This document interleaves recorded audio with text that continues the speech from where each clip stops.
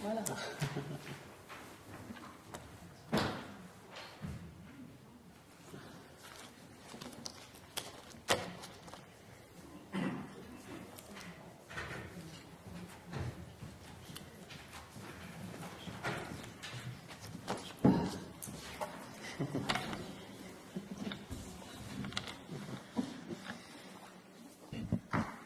J'attends qu'elle soit prête encore.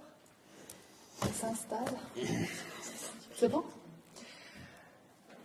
Verehrte Damen und Herren, herzlich willkommen zu diesem voraussichtlich letzten Point de Presse vor den Festtagen.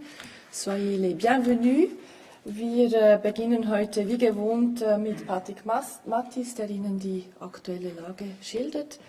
Danach gibt Virginie Masseret einen Überblick über die Situation im Bereich der Impfungen und anschließend haben Sie Gelegenheit, Fragen zu stellen. Bitte, Patrick. Ja, sehr geehrte Damen und Herren, was wir letzte Woche ja bereits stark vermutet haben, vor allem stark vermutet haben aufgrund der rückläufigen positiven Laborresultate und der rückläufigen Hospitalisationen, zeigt sich jetzt auch, und Sie haben diese Kurve projiziert, zeigt sich jetzt auch im Sentinella-System. Die Arztkonsultationen aufgrund von Grippesymptomen sind wieder rückläufig, das erste Mal rückläufig, und es deutet jetzt wirklich so vieles darauf hin, dass wir den Peak erreicht haben, dass man das mit mehr oder weniger großer Sicherheit auch so behaupten kann. Nichtsdestotrotz haben letzte Woche nach wie vor rund 33.000 Personen einen Arzt wegen Grippesymptomen aufgesucht. Hochgerechnet bedeutet das, dass seit Anfang der Sentinella-Überwachung rund 200.000 Personen aufgrund von Grippesymptomen einen Arzt besucht haben. Wir haben das ja auch schon mehrmals darauf hingewiesen, da praktisch keine anderen Grippeviren zirkulieren, da praktisch keine saisonalen Grippeviren zirkulieren in Europa, ist davon auszugehen, dass von diesen 200.000 Personen auch der absolut größte Teil wegen der pandemischen Grippe zu einer Ärztin oder einem Arzt gegangen ist. Wenn wir die Situation altersgruppenspezifisch anschauen, so bestätigt sich weiterhin der Trend, den wir bereits seit 2 Wochen beobachten, eine relativ massive Abnahme bei den Jungen, bei den Kindern, nach wie vor zunehmend die Infektionen bei der erwachsenen und älteren Bevölkerungsschicht, da aber vor allem bis anhin Kindern mit häufiger betroffen waren, ist in der totalen Tendenz eben jetzt wirklich eine Umkehr zu sehen, ist der Peak wahrscheinlich tatsächlich erreicht. Und hatten wir letzte Woche noch einzelne Regionen, bei denen ein Rückgang zu verzeichnen war, so ist das jetzt in allen 6 Sentinella-Regionen mehr oder weniger deutlich sichtbar. Also aufgrund dieser Trends ist wirklich mit einiger Verlässlichkeit darauf zu schließen, dass der Höhepunkt der aktuellen Grippewelle erreicht sein könnte. Und noch ein letztes Bild hier. Die Laborbestätigungen haben erneut deutlich abgenommen. Wir hatten letzte Woche noch gut 900 positive Laborresultate. Und ich möchte an dieser Stelle darauf hinweisen, dass Sie, wenn Sie diese Grafik mit der Grafik der letzten und vorletzten Woche vergleichen, dass Sie sehen werden, dass wir in den vergangenen Wochen gewisse Korrekturen vornehmen mussten. Das hängt im Wesentlichen damit zusammen, dass wir Doppelmeldungen identifiziert haben, also Meldungen, die wir über 2 Meldeschienen erhalten haben, beispielsweise zweimal ein Fax oder ein Fax plus dann noch per Brief. Diese wurden jetzt endgültig herausgefiltert, bedeutet, dass die laborbestätigten Zahlen der vergangenen Wochen primär nach unten korrigiert werden mussten, aber nicht so, dass sich jetzt das Grundbild verzerren würde. Ich habe es gesagt, der Rücklauf der Laborbestätigungen bis Ende letzter Woche total 11.221 positive Laborresultate. 23 Personen mussten letzte Woche hospitalisiert werden. Total haben wir inzwischen 345 Hospitalisationen zu verzeichnen. 66 Personen mussten auf eine Intensivstation eingewiesen werden und leider muss ich Ihnen auch bekannt geben, dass es zu einem weiteren Todesfall gekommen ist. Wir haben insgesamt jetzt 9 letale Ausgänge von Infektionen mit dem pandemischen Grippevirus.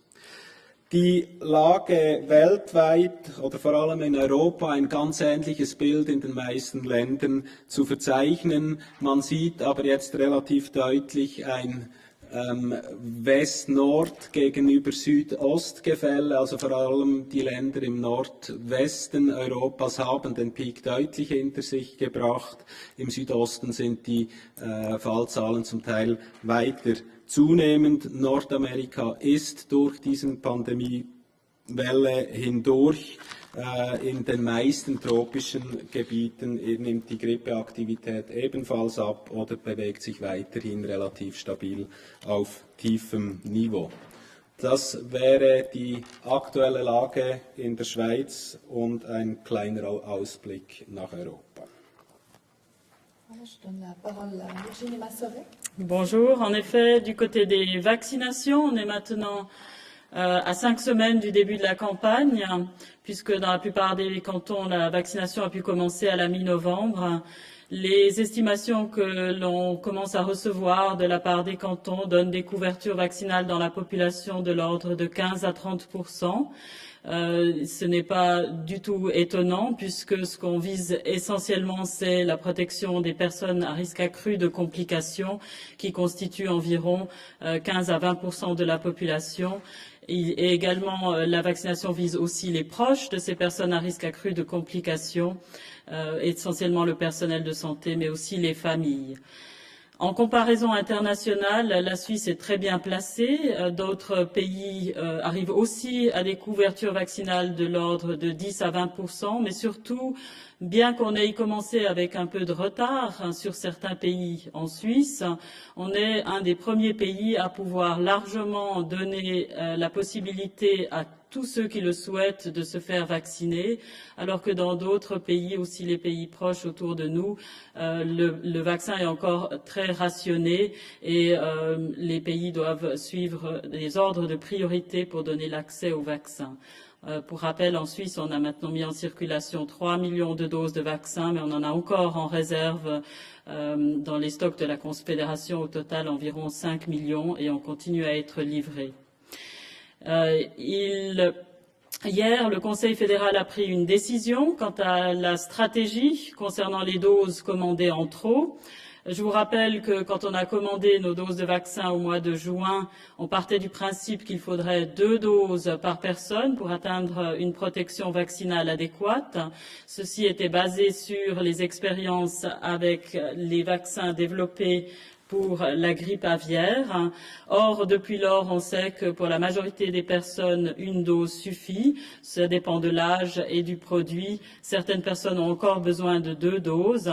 Et donc, tous les calculs ayant été faits, on pense qu'on peut se passer de 4,5 millions de doses sur les 13 millions commandés, avec pour objectif de maintenir en Suisse la possibilité de vacciner largement la population, en tout cas tous ceux qui le souhaiteraient, dans l'éventualité d'une nouvelle vague, éventuellement d'une vague plus sévère de grippe.